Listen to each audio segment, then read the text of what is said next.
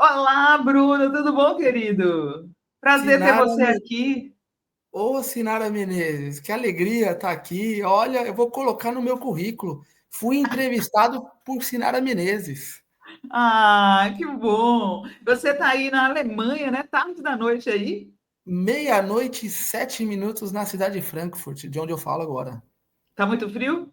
Nada, tá aquele final de verão, que já é um friozinho que o outono vem chegando, mas não é aquele inverno que conhecemos. Bruno, bota a capa do livro do Bruno aí, por favor, Gui, para a gente mostrar para o pessoal. Cara, que livro fascinante, viu? Pai contra Mãe, As Origens Perdidas de Luiz Gama, de Bruno Rodrigues de Lima. Esse livro, gente, faz um trabalho de detetive para descobrir as origens do advogado abolicionista negro Luiz Gama, né? É incrível o trabalho que você fez nesse livro, hein, Bruno? Eu queria começar perguntando para você, eu acho que todo mundo já perguntou, mas eu quero saber por que você escolheu o título desse conto de Machado de Assis, né? Pai contra Mãe, para ser o título do seu livro. Olha, o livro estava pronto e tinha o subtítulo, As Origens Perdidas de Luiz Gama, como título.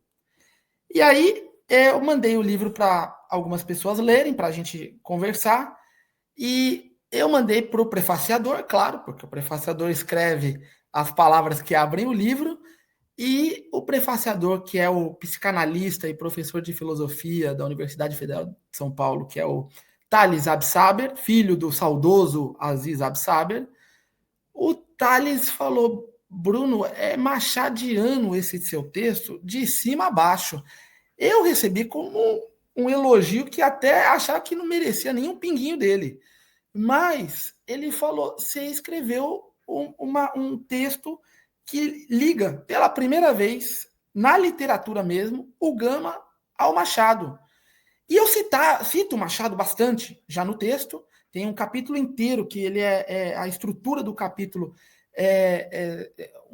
algumas passagens do Brás Cubas, né, do Memórias Póstumas de Brás Cubas, falando da escravidão, e tinha um toque já do pai contra a mãe, que eu sabia, mas quando o Thales leu o livro e conversou com o Roberto Schwartz, que ofereceu um texto que serve de pós-fácil no livro, tinha tudo a ver com o conto. Eu voltei para ler o conto, porque eu já tinha lido 4 ou 5 vezes o conto do Machado, e eu acho que eu não tinha entendido. Porque foi dessa vez que eu li que eu levei até um gelo, assim, um choque. Eu fiquei estático. Porque a história do Luiz Gama é como estando dentro da do conto do Machado. Ou o conto do Machado é pensado com a história do Gama que o Machado conhecia na cabeça. Então, no fundo, o pai contra a mãe é um enredo do Brasil. Isso o Machado cantou lá atrás. Não é descoberta de ninguém agora, não. Isso aí é descoberta. Lá atrás, o Machado falou: a história da escravidão no Brasil é a história do pai contra a mãe.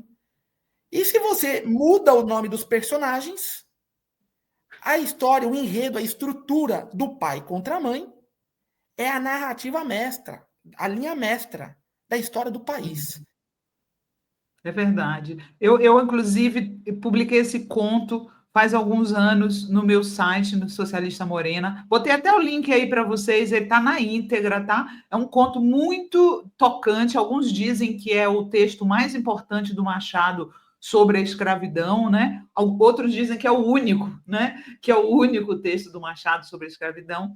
E é interessante porque é a partir de um capitão do mato, né? Você sabe que às vezes eu debato assim com os meus colegas progressistas, Bruno, porque as pessoas têm a visão que o Capitão do Mato era só um preto que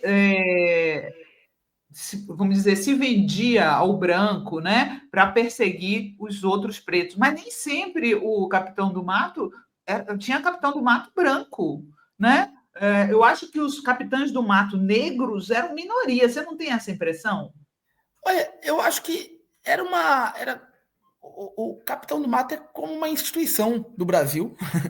E essa instituição assumiu formas, representações as mais diversas, mas realmente a gente tem uma visão estereotipada de que o capitão do mato era só o homem negro e do interior. E assim, das estradas de chão batido do interior do Brasil. Quando que o Machado vai dizer, no caso do Cândido Neves, né, que é o capitão do mato do conto Pai contra a Mãe, é que ele pode estar na Rua do Ouvidor, no Rio de Janeiro. Exato. E ser um homem branco. Ele O é Machado não vai branco. dizer a cor do Cândido Neves, mas a construção do personagem leva a gente a pensar que fosse um homem branco mesmo. Então, Isso. na Rua do Ouvidor, andando nos principais endereços chiques do Rio de Janeiro do século XIX.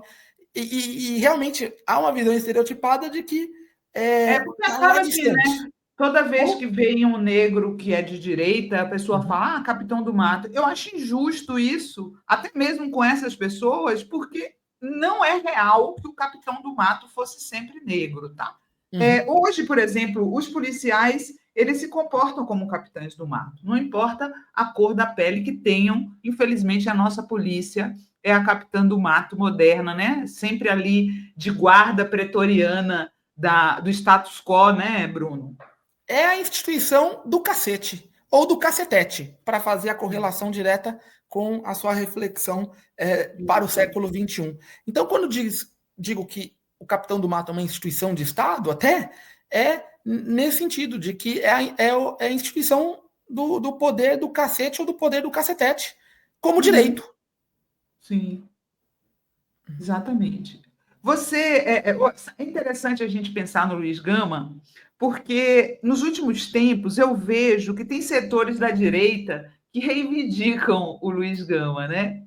A esquerda naturalmente reivindica o Luiz Gama, que era um advogado abolicionista, mas tem uma parte aí da direita que quer sequestrá-lo, dizendo que ele era meritocrata. Em tua opinião, qual que era a ideologia onde a gente podia encaixar o Luiz Gama, né? Ó, se os nossos amigos progressistas soubessem que o Luiz Gama é aquele que colocou a palavra democracia no debate público brasileiro e definiu a sua democracia como socialista, aí vai ficar muito interessante o debate, em particular para ver como os reacionários, os holidays da vida, Isso. vão pensar o legado do Gama. Eu digo o seguinte, ó, Sinara, o Gama é uma figura muito grande, e que a tendência é que cresça no século XXI e no século XXII. O Gama não é uma figura histórica presa no XIX, que passou quase que invisível diante do seu tamanho no século XX, e agora, no começo, esse primeiro quarto do século XXI, a gente, enquanto comunidade política, vem resgatando o Luiz Gama para, quem sabe, ele assuma o papel de ícone, de herói, de referência no debate público. Então, eu vejo essa apropriação, essa tentativa de apropriação da direita e até mesmo da extrema-direita da seguinte maneira: isso é só o começo. Eles vão continuar e vão intensificar essa tentativa de apropriação. Vão dizer que o Luiz Gama foi militar, trabalhou na polícia, foi um legalista, e, assim, de uma maneira stricto sensu, até mesmo conservadora. Eles vão tentar muitas coisas, mas vão ter problemas em muitas outras áreas, como essa que eu estou te dizendo. O Luiz Gama vai se apresentar como alguém de inspiração socialista. Isso no debate público na década de 1860, antes da Comuna de Paris. Ou seja, o Gama está propondo revolução no Brasil abertamente, está falando em degolar o imperador, em abolir a escravidão e abolir o Senado, abolir Guarda Nacional, abolir estruturas de Estado reacionárias até. Então, eu acho o seguinte: a gente vai ver tentativa de apropriação, porque quando a figura é muito grande, ela escapa. Igual Martin Luther King, E Mandela, né? Mandela, eles querendo pegar o Mandela, gente. é, Mandela era comunista. pois então, até o Mandela. Então a gente vai ver isso com Gama mais vezes. Agora, cabeça no lugar e pé no chão, porque Gama é alguém que propôs a revolução, que pensou o Estado brasileiro para além de ser uma plantation de café, que é o que está em discussão agora. Se o Sim. Brasil vai ser um exportador de commodity ad eternum, ou seja, exporta soja, exporta carne bovina, exporta frango, ou se esse Brasil pode e será a potência que o Gama sonhou, que o Gama imaginou, que o Gama viu o potencial de ser e que a gente procura construir um Estado democrático de direito que garanta educação, democratização da terra, das riquezas, dos poderes. É isso que a gente está discutindo. No fundo, a mesma coisa do que o Gama discutia lá atrás. Se esse país vai ser soberano ou se esse país vai ser quintal de outra potência. No fundo, a Uhum, discussão é a mesma. exatamente. Olha só, esse livro, né? Seu livro fala das origens desconhecidas do Luiz Gama. Você acha que você chegou mais perto da verdade histórica sobre Luiz Gama agora? Você conseguiu encontrar muitos documentos, né? Eu já encontrei, eu tô assim, já encontrei mais de 700 documentos do Gama. Eu acho que esse número tá beirando 1.000, mas pelo horário da noite aqui, e eu tô sem café, eu vou ser mais tímido na contagem e dizer 700 documentos do Luiz Gama. Eu organizo as obras completas do Luiz Gama em 11 volumes. Eu já lancei 4. O acordo com a editora Edra é de lançar até 2 volumes por ano. Ano passado eu lancei a minha tese de doutorado, que é Luiz Gama contra o Império, e agora esse desdobramento que volta para a Bahia do Luiz Gama, que volta para a primeira década de vida do Luiz Gama, que é o pai contra a mãe. Então, no fundo, é como eu vejo mesmo. Eu não tenho a sorte de trabalhar em escola de samba, em pensar carnaval, em pensar desfile de escola de samba, mas eu vejo o projeto Luiz Gama como um desfile de escola de samba, que tem abre alas, que tem comissão de frente, que tem bateria, ala das baianas, velha guarda, ala dos compositores, um bocado de carro alegórico. Eu vejo assim. Então, eu já lancei 4 livros dos 11 das obras completas. Então, tem mais ala para entrar na avenida. Esse ano, não é dando spoiler não, mas já é um pouquinho, em novembro eu lanço mais uma ala dessa escola, que é a ala África Brasil, que são os escritos do Luiz Gama relacionados a africanos livres, que é o tema que eu falo nesse livro aqui, porque é o tema da mãe dele. Não há Exato. como falar da Luísa Maim sem falar da categoria de africano livre. E se não se entende a categoria de africano livre, se perde o entendimento da complexidade histórica da Luísa Maim, que não era, como alguns ainda acham, uma escravizada. Ou também não era, como alguns já escreveram, sequer um fantasma. Tinha gente achando que Luísa Maim não existia, não. Tinha gente achando que Luísa Maim era uma figura de retórica do Luiz Gama. Ou seja, Oxe, então a coisa é muito ele não séria, tem mãe, Sinara. não, é como se ele não tivesse mãe. A É, Vera Bilidin está lembrando aqui, ó, não é o Luiz Gama, o filho da mulher retratada no livro Um Defeito de Cor? Exatamente, o é, defeito de cor, a mulher do defeito de cor é inspirada na Luísa Maim, a mãe do Luiz Gama. Coloca a foto dela para vocês verem que mulher linda que ela era, né? e avisa a nossa amiga Vera Benedito, que está na audiência, que eu falo aqui de um defeito de cor. Neste livro aqui, O Pai contra a Mãe, eu vou dialogar com o defeito de cor da Ana Maria Gonçalves, que a Portela levou à avenida pela primeira vez, representando a história do Luiz Gama na Sapucaí. E Olha aí, é ó. uma história, a história da Luísa Maim é uma história assim. Essa foto é real mesmo, né? Olha, vou ter que dar uma de historiador chato, porque lamentavelmente não é a foto real da Luísa Maim, mas ela é a foto que inspira pelos traços, a nação que provavelmente essa mulher veio, a região da África que ela veio. É uma fotografia, acredito, de um fotógrafo alemão chamado Alberto Herschel. Não é, lamentavelmente, a da Luísa Maim, mas eu mesmo coloco no livro, eu coloco, para que a gente imagine. Não digo que é a da Luísa Maim, mas a gente precisa imaginar a crise imagética, a crise de imaginação é tão grande, Sinara.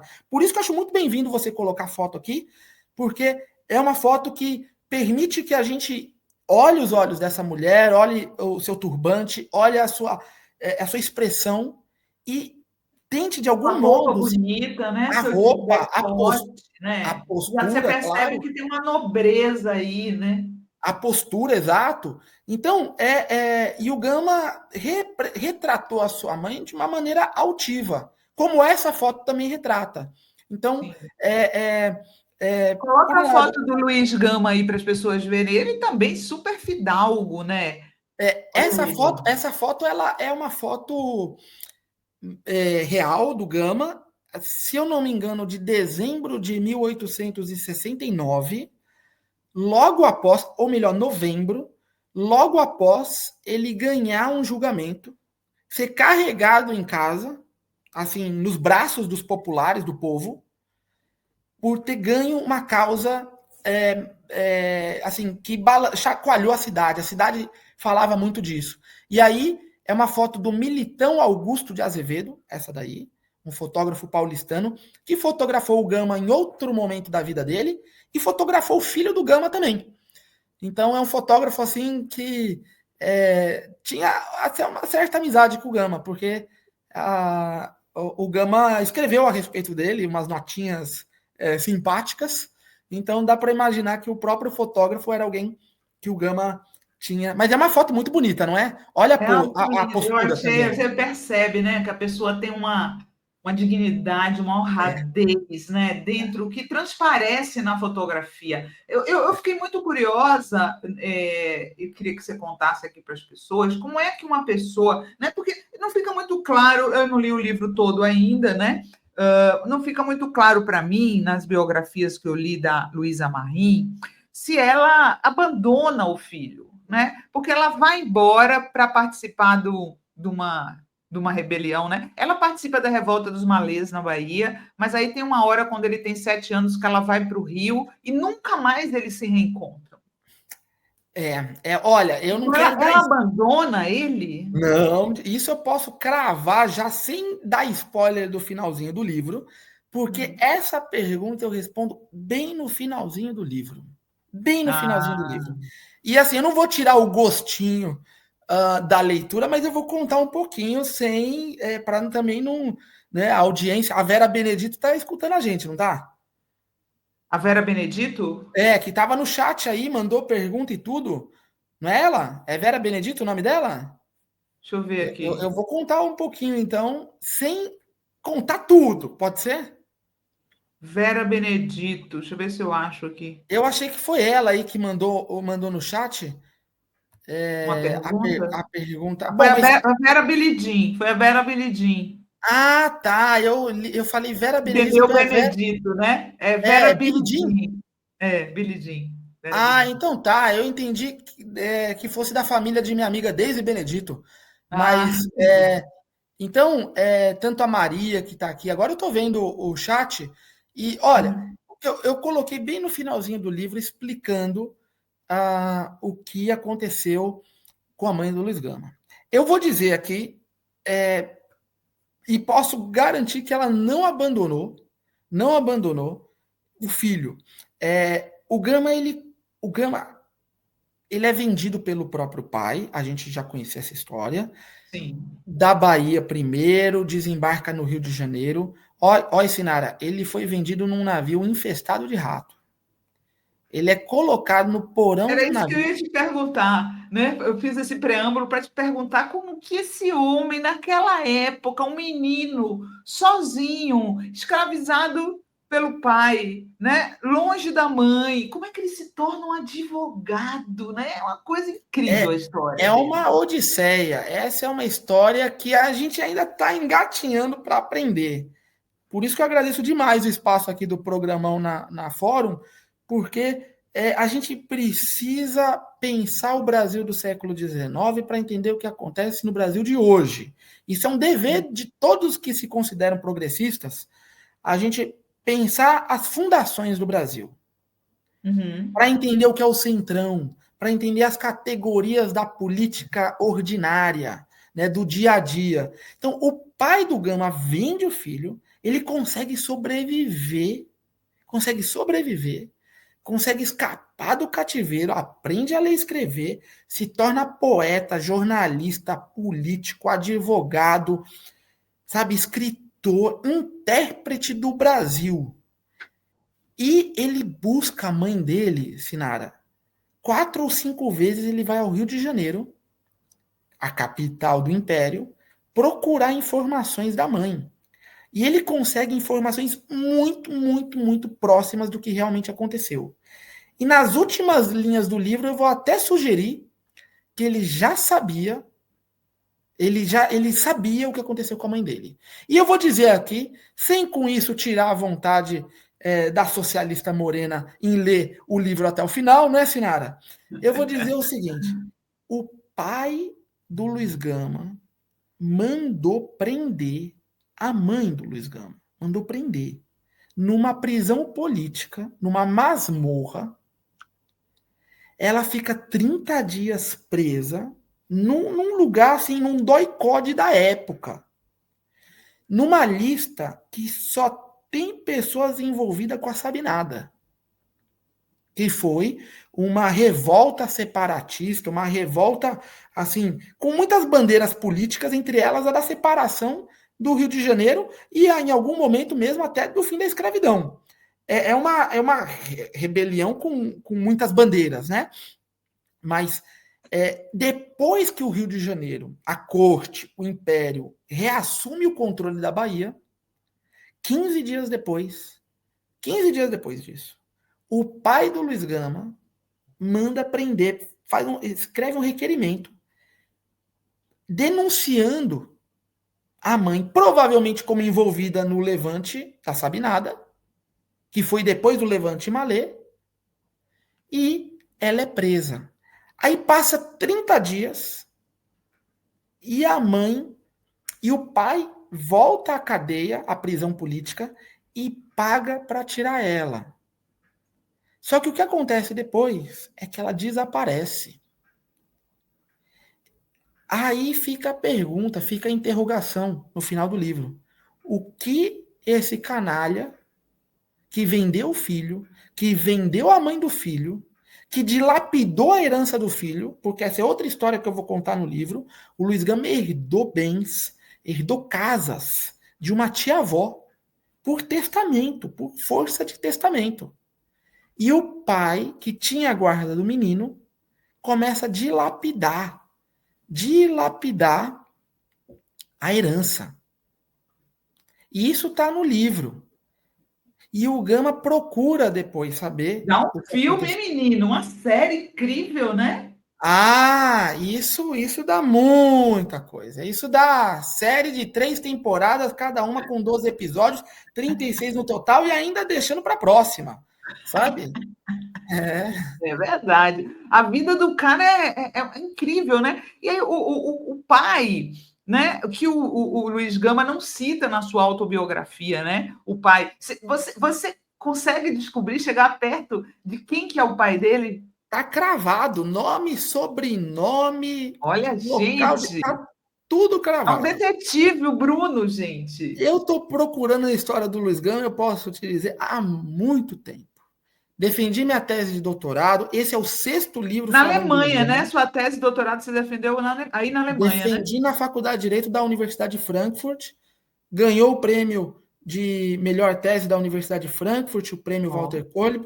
Primeiro trabalho não escrito em alemão, em 70 a 75 anos, a ganhar, porque eu escrevi em inglês, escrevo em português e traduzo para o inglês, defendo ele em inglês, E a versão em português eu publiquei ano passado, que chama Luiz Gama contra o Império. E esse Pai contra a Mãe é um desdobramento do livro do ano passado. E esse ano sai em inglês o mesmo livro, Luiz Gama contra o Império, agora em inglês para bibliotecas do mundo inteiro. Olha só, deixa eu ler alguns comentários para você aqui do pessoal, tá? Sim? Edu Virge está dizendo, Bruno, muito interessante tua explanação do livro. O bom é que o Bruno é bem-humorado, né? Às vezes vem os historiadores aqui que são mais seriões, tá? Eu não consigo arrancar nenhuma risadinha deles. Edu Virges Dola, quando esse livro vai estar à venda no Brasil? Já está à venda, tá? Já está em todas as livrarias, gente.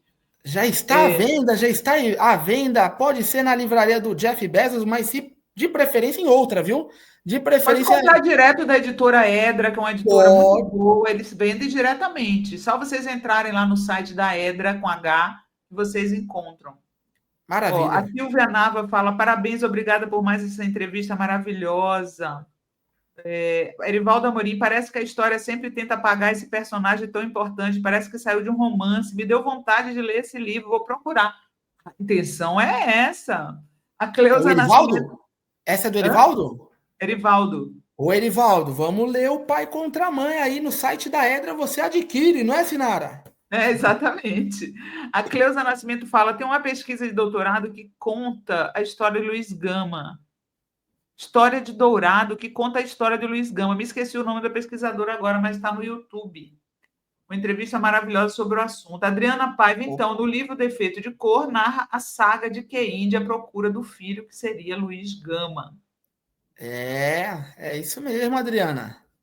Haroldo Larcher fala: a esquerda é a única que pensa no futuro do Brasil. Para isso, tenta alterar a situação de injustiça social atual. Quer pôr em evidência que não tem cabimento algumas classes manterem privilégios. A Maria dos Anjos fala: na Irmandade de São Benedito dos Homens Pretos, que é a igreja da Irmandade, antes de pegar fogo, diziam que o Gama andou por lá procurando a mãe.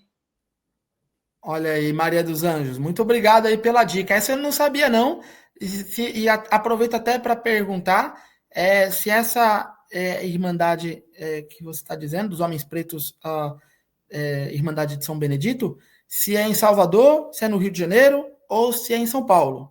Porque a de São Paulo, a Irmandade de Nossa Senhora do Rosário dos Homens Pretos, de fato, o Luiz Gama estava lá, junto a um preto velho, viu, Sinara? Um sapateiro preto velho que educou o Luiz Gama em São Paulo, que foi o tutor do Luiz Gama em São Paulo, na pequena África paulistana, chamado Marcelino Pinto do Rego. Então, falar de Luiz Gama é sempre falar de outras histórias de liberdade, como a do preto velho Marcelino.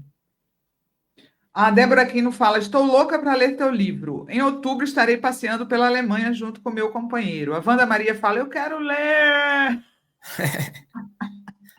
A Miriam Ramos fala: nossa, daria uma série tranquilo. Vera Muniz, boa noite. Cheguei despretensiosamente e não consigo arredar o pé. Que história! Pois é, gente, eu também estou aqui impressionada, viu? Estou muito impressionada. E aí eu quero perguntar mais uma coisa, que no livro do Bruno, ele fala uma coisa que a gente adora, né, gente? Que neutro, nem sabão, nem shampoo, tá? E aí ele propõe que a casa do Luiz Gama, lá na Rua Luiz Gama, em Salvador, que antigamente era a Rua dos Bangalas, né? Bangalas. Sim, Bangala, sim. Rua dos Bangalas, a casa seja reconhecida e tombada. Você chegou no local mesmo? Ainda existe? Existe. Fica no mesmo endereço indicado, porque o Luiz Gama indicou o endereço. Olha como são as coisas. Em 1880, ele escreveu sobre a casa que ele nasceu em 1831. Então, praticamente 50 anos antes, ele lembrava de memória, ele teve que reconstituir a cena. Não tinha mapa, fotografia. Já não é difícil a gente lembrar da casa que a gente nasceu quando nasceu? Sim. Da rua, do local, da vizinhança, se era de esquina ou se não era, se era perto da praça ou se não era. O Luiz Gama teve que fazer um esforço mental de lembrar exatamente onde era a casa. E ele vai dizer na carta: a minha casa é ali, nessa rua de esquina com essa praça. E vai dizer que é um sobrado. Depois, muitos anos depois, coisa de 50, 60 anos depois, foram as primeiras pessoas procurar ali, com a carta do Luiz Gama na mão, onde é que era ali, no centro histórico de Salvador, onde é que era essa casa. E aí eu não lembro agora se foi a Anfrísia Santiago, que é uma educadora baiana, ou se foi o Aníbal Mata, ou se foi o Clodoaldo Barbosa, não lembro agora quem, eu sabia esse nome assim, da ponta da língua, com exatidão. Mas uma dessas pessoas encontrou, ou foi o Egas Muniz, pronto, esse daí também está na lista, encontrou a casa que o Luiz Gama, e assim, estava com a carta dele na mão, olhou para a casa, falou exatamente onde ele está dizendo. E assim, então, é um esforço de pesquisa, viu, Sinara? Que eu digo, eu sou muito beneficiado, mas muito por quem veio antes. É um esforço de pesquisa de gerações para compreender a história do Luiz Gama. E que certamente no futuro mais gente vai aparecer descobrindo mais coisa. Então, o Gama vai indicar na carta de 1880, lá na década de 1920 ou 1930, vão localizar exatamente o lugar e vão colocar nesse mesmo período, olha o esforço político que foi, colocar uma placa na frente dessa casa, aqui nasceu Luiz Gama. É uma placa de mármore que tem quase 100 anos. Olha. Bom, essa placa, ela é um esforço tremendo e valioso para a cidadania brasileira, não tenho a menor dúvida. Agora, nós precisamos ir além da placa. É isso que eu estou dizendo com o livro aqui, dizendo Luiz Gama nasceu nessa casa e, por força de um testamento que foi corrompido pelo pai do Luiz Gama, a casa pertencia a ele. Como eu mostro o documento e cravo que ele era o herdeiro, o que eu peço agora ao Estado brasileiro, através da nossa ministra e baiana, Margarete Menezes, do presidente da Fundação Palmares e também baiano, João Jorge, do próprio IFAM, é que agora nós temos a prova material de que a casa que nasceu o Luiz Gama era dele por direito. E nós agora, com essa prova em mãos, pedimos o tombamento como patrimônio histórico brasileiro e essa casa volte a quem de direito, no caso, aos herdeiros de Luiz Gama, quem luta por cidadania no país, tem uma casa que vire uma espécie de centro cultural, de museu, um espaço para valorizar a cidadania brasileira, a luta política por democracia. Volto a dizer, o Luiz Gama funda um jornal chamado Democracia. E democracia naquele tempo era uma palavra proibida, porque falar em democracia significava falar em acabar com a dinastia monárquica dos Braganças que oprimia tiranamente o povo brasileiro. O Luiz Gama, então, coloca a palavra democracia, é perseguido e o jornal é fechado alguns meses depois, mas o jornal existiu e desafiou o coro dos contentes, estampando essa palavra revolucionária que ainda não é a realidade que precisa ser nesse país. Eu queria voltar um pouquinho, que eu acho que eu te interrompi na hora que você estava falando, da Luísa Maim como mulher, que ela não era uma mulher escravizada, né? Que ela era uma quituteira, né? Ela era uma mulher que tinha certa posse e tinha condição de ter uma casa como essa, né, Bruno? Ela, assim, a história de vida dela ainda tá para ser melhor e melhor escrita, e eu digo que o esforço que a Ana Maria Gonçalves fez no Um Defeito de Cor é algo fabuloso, especialmente para a gente imaginar a história. A gente tem uma crise coletiva, cognitiva de pensar a escravidão. Esse país, como diz o prefaciador do meu livro, Thales Absaber, é um país que foi pensado para não pensar a escravidão. A escravidão é uma experiência tão horrorosa, tão violenta, que pensar sobre ela, refletir sobre ela já dói. E isso foi tirado do espectro para que nem pensássemos que tivemos a escravidão no país. Se me permite só um exemplo que eu espero seja ilustrativo, é o seguinte: o hino da proclamação à República, República, o hino da proclamação à República, que é uma lei federal, ou de 1890 ou de 1891, vai dizer, e isso é cantado nos quartéis até hoje. Vai dizer, sabe aquele hino, liberdade abre as asas sobre nós? Não estou falando do samba. Liberdade, Isso. liberdade, Esse abre as hino, asas sobre nós. esse hino tem uma estrofe, Sinara, lá no meio dele, dizendo assim: Hum. nós nem cremos que escravos outrora tivemos em tão nobre país. Esse Queriam hino, apagar, né? Apagar. olha, nós nem cremos que escravos tivemos em tão nobre país. É assim, é mais do que um esforço de apagamento, é quase que uma edição no mental, no imaginário. Nem cremos. Isso 2 anos depois da abolição. Não foi 20, 30, 50, 2 anos depois.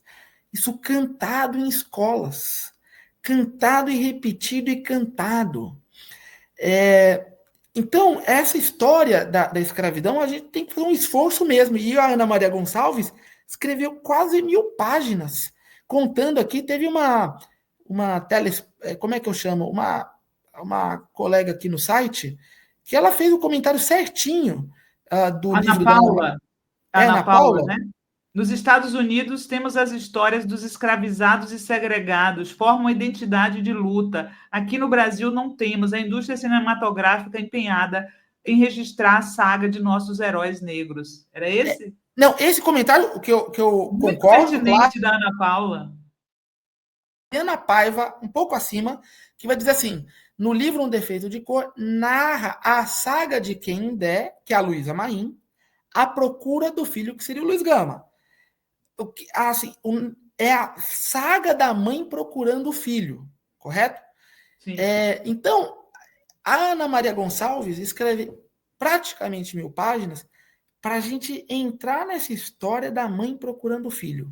E ela só chega nessa história porque leu a carta do Luiz Gama, que é ele procurando a mãe.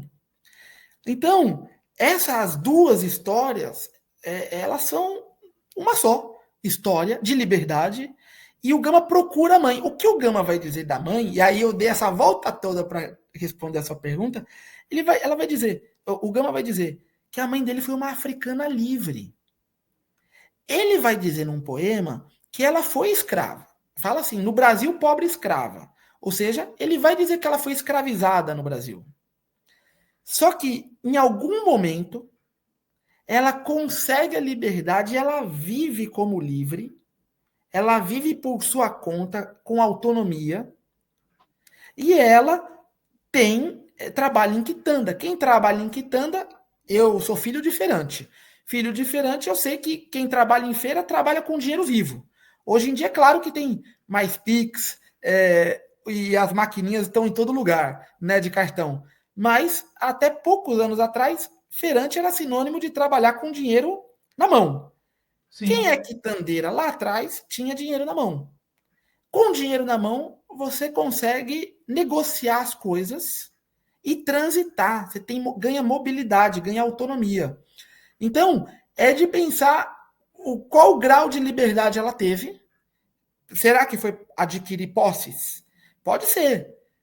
Mas essa história da Luísa Maim, eu acredito, o seu público super qualificado aqui no YouTube da revista Fórum, avisem a Ana Maria Gonçalves que tem um livro novo na praça, tá? E todos e todas aqui, porque quem leu Um Defeito de Cor, e a Adriana aqui leu, a Adriana Paiva, outras pessoas no chat seguramente também leram, aqui tem tudo a ver com a história que a Ana Maria constrói de uma maneira muito bonita. E eu digo aqui, abro o capítulo 4, justamente o capítulo que eu vou falar da Luísa Maim, abro com a Ana Maria Gonçalves. Ó, eu tenho aqui o Miguel de Paula Maia, mandou um superchat falando saudações de Fortaleza, viva Luiz Gama.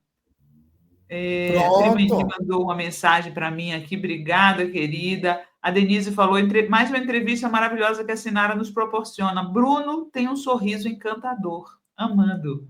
Olha, quem é que falou essa daí? Do Foi sorriso? a Denise L. Ô, Denise, e olha que é meia-noite e 47 em Coitado. Frankfurt. Eu tô Falei assim, para mas ele, ao vivo é melhor, mas aí ele está na Alemanha, não, gente, ele está 5 horas à frente. eu vou receber como um grande elogio, porque meia-noite e 47 ser elogiado pelo sorriso, vou te dizer, viu?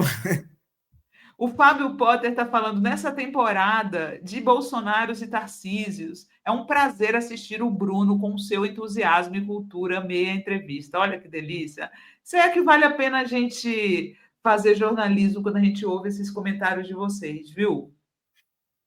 Infelizmente, gente, a gente já está chegando no final da nossa entrevista aqui com o Bruno, mas antes dele passar para as dicas, que ele trouxe uma dica para vocês, todos os entrevistados têm, eu vou perguntar uma coisa desse trabalho de detetive, Bruno, que você fez nesse livro.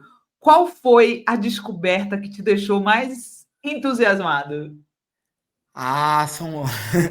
A que deixou mais, assim, é até difícil de dizer, mas eu costumo ter uma boa memória fotográfica de quando eu acho um texto do Luiz Gama, e eu já disse aqui que foram mais de 700, eu, assim, ganho o dia, né? Eu agradeço, faço uma prece, entoo uma música, cantarolo pelo arquivo, né? Cantarolo pelo arquivo, saio de um lado para o outro, converso com o povo, abraço o segurança que está ali, abraço o pessoal da portaria. Para mim é uma vitória, como um gol. Eu comemoro como um gol. E assim, perguntar qual é o gol mais bonito do meu time é uma tarefa difícil de responder, né? Mas teve uma em particular que eu achei um texto do Luiz Gama que eu estava procurando há muito tempo. Eu sabia que ele existia. E eu, assim, eu fiquei assim, parado em cima do papel, né? Do calhamaço de papel que eu estava procurando. E eu fiquei parado. Parado. Eu lembro onde foi no arquivo de Santos, precisamente na Hemeroteca Roldão Mendes da Rosa, que é o nome de uma hemeroteca construída no governo da Telma. Olha como são as coisas. Porque se não tem governo progressista construindo aparelho cultural, equipamento cultural para preservar a história, não tem pesquisa. E ninguém nessa hora lembra que a Telma de Souza, ex-prefeita de Santos, construiu aquele bendito equipamento da hemeroteca, como construiu o Centro Cultural Patrícia Galvão, como construiu o Teatro Plínio Marcos, né? São de equipamentos culturais que você forma gerações. Eu não sou de Santos, mas eu tive o privilégio de pesquisar na hemeroteca, e eu lembro de ter achado esse texto do Luiz Gama, e eu lembro bem que assim que eu achei esse texto, o meu irmão, que é uma pessoa que conhece muito de política no Brasil, me ligou. Na mesma hora, ele não é de usar o telefone. Isso foi, então, acho que no dia 6 de setembro. Olha, exatamente hoje. Olha que Amanhã. coisa. É que aqui eu olhei no calendário Já é alemão, amanhã. já é hoje. Então É. aqui já é 6 de setembro. Eu sei disso porque o meu irmão, que entende um pouco, eu falei bastante, mas vamos dizer um pouco, que entender muito de política no Brasil é difícil. Mas ele entende um tanto razoável, ele ligou para mim, 6 de setembro de 2018, e ligou e falou: perdemos a eleição. Aí eu falei: o que aconteceu? Aí ele falou: houve um atentado, a princípio um atentado, meu irmão não acreditou como atentado desde o primeiro minuto, a tal da facada em Juiz de Fora.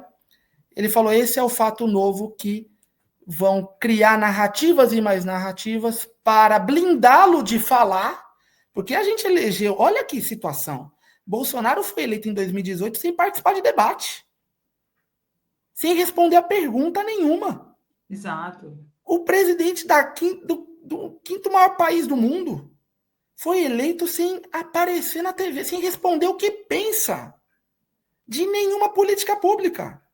E a mídia brasileira, a mídia mainstream, cumpriu esse papel, né? A gente lembra, né, Sinara? Sim, exato. A gente lembra. E aí meu irmão observou aquilo, falou, perdemos a eleição. Eu falei, não, mas calma. Então eu tô te dizendo, você me perguntou qual o achado. Eu achei esse texto do Luiz Gama. Nesse dia, o meu irmão me avisa desse fato político que mudou o curso das eleições. Uhum. E eu lembro, assim, que eu estava entre a êxtase de comemorar um gol e o sofrimento de ver o Brasil com o Lula preso, sem poder falar, porque nenhum pedido de entrevista era autorizado que ele falasse. Olha o absurdo pelo qual o Brasil lavajatista, ou a Lava Jato, enfiou o Brasil.